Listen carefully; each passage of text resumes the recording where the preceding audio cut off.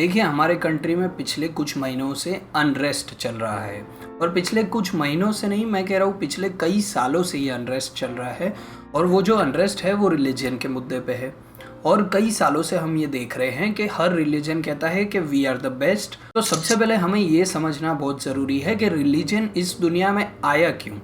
देखिए, इंसानों ने कई हजार साल पहले ये सोचा कि खाना पानी रहना ये तो बेसिक नीड्स ही है, पर हमारा ह्यूमन कॉन्शियस ऐसा है कि हम इसके आगे भी सोचते हैं।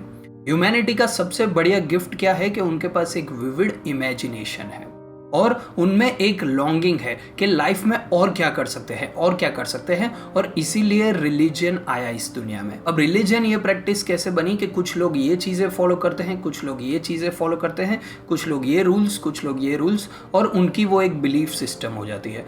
और वो बिलीफ सिस्टम हमारे अंदर एनग्रेव्ड हो गई है, मतलब हमारे अंदर छप चुकी है। और इसीलिए अब हम उससे अलग कुछ और सोच नहीं पा रहे हैं। इस चीज़ का बहुत बढ़िया एग्जाम्पल ये है कि मैं ये मानता हूँ कि मेरी मदर दुनिया की बेस्ट मॉम है। अब आप ये मानते होंगे कि आपकी मदर दुनिया की बेस्ट मॉम है, और यहाँ पे हम झगड़ा करने लगते हैं।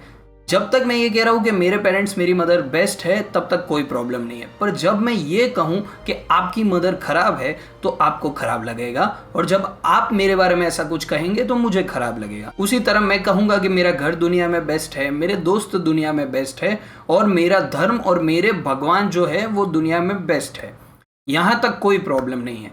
पर जब हम ये कहने लगते हैं कि आपके भगवान खराब है, आप गलत हैं, तब होता है एक कॉन्फ्लिक्ट अराइज होता है। और ये सब जो आइडियाज़ है वो एब्स्ट्रैक्ट आइडियाज़ है। एब्स्ट्रैक्ट आइडिया का मतलब ये है कि जो चीज़ को आप टच नहीं कर सकते पर आप फील कर सकते हैं। फॉर एग्जाम्पल, लव हो गया, हैप्पीनेस हो गया, सैडनेस हो गया, इन सब चीज़ों को आप पकड़ सकते हैं क्या कि ये मैंने मेरी सैडनेस पकड़ ली? नहीं, आप नहीं कर सकते। तो ये सब एब्स्ट्रैक्ट आइडियाज़ है। उसी तरह रिलीजन भी एक एब्स्ट्रैक्ट आइडिया है जिसके लिए आज पूरे देश में दंगे हो रहे हैं, और ये सब की बिल्कुल कोई ज़रूरत नहीं है। बेसिकली आपको ये कहना है कि मैं मेरे रिलीजन को रिस्पेक्ट करता हूँ और आपको भी आज़ादी है कि आप आपके रिलीजन को रिस्पेक्ट कर सकते हैं। और यदि हम ये सिस्टम एस्टेब्लिश कर दें तो कॉन्फ्लिक्ट का कोई रोल नहीं आता इसमें। मैं जानता हूँ कि हमेशा कुछ लोग होंगे जो भड़काऊ भाषण देंगे, लोगों को लड़वाने की कोशिश करेंगे, क्योंकि उनके कुछ गेन्स होते हैं, उनके कुछ पर्सनल फ़ायदे या पॉलिटिकल फ़ायदों के लिए लोग ये सब करते हैं। पर फिर भी यदि हम ये एक बेसिक कॉन्सेप्ट समझ जाए तो मोस्टली हमारी प्रॉब्लम्स सॉल्व हो सकती हैं।